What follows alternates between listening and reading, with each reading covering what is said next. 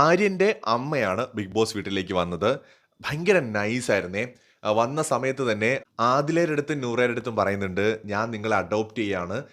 എനിക്ക് നിങ്ങളെ എന്തോ ഭയങ്കര ഇഷ്ടമാണ്. നിങ്ങൾ എൻ്റെ വീട്ടിലോട്ട് വരണം.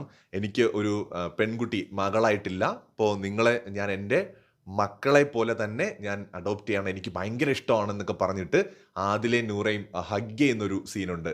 എനിക്ക് തോന്നുന്നു ഫാമിലി റൗണ്ടിൽ എനിക്ക് ഏറ്റവും ഇഷ്ടപ്പെട്ട സീനുകളിൽ ഒന്നാണത്.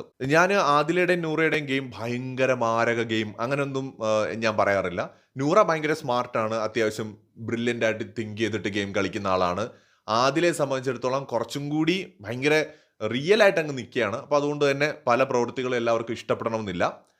സമൂഹത്തിൽ ഒരു വലിയ വിഭാഗം മനുഷ്യർ എതിർക്കുന്ന 2 പെൺകുട്ടികളായതുകൊണ്ടാണ് പലപ്പോഴും അവരെ സപ്പോർട്ട് ചെയ്തിട്ട് ഞാൻ സംസാരിക്കാറുള്ളത്. എനിക്ക് ഈ സീസണിൽ ഇഷ്ടമുള്ള ഒരു 5ഓ 6ഓ മത്സരാർത്ഥികളിൽ 2 പേര് ആദിലയും നൂറയുമാണ്. എന്ന് കരുതി അവരുടെ തെറ്റുകൾ തെറ്റുകളല്ല എന്നൊന്നും ഞാൻ പറയാറില്ല. തെറ്റിനെ തെറ്റെന്ന് തന്നെ പറയും. തീർച്ചയായിട്ടും അങ്ങനെ തന്നെയാണ് വേണ്ടതും.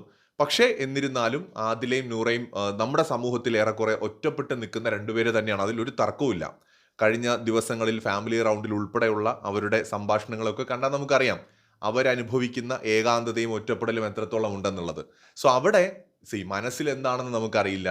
ചിലപ്പോൾ അവരെ ആശ്വസിപ്പിക്കാൻ പറഞ്ഞതായിരിക്കാം, നമുക്കറിയില്ല.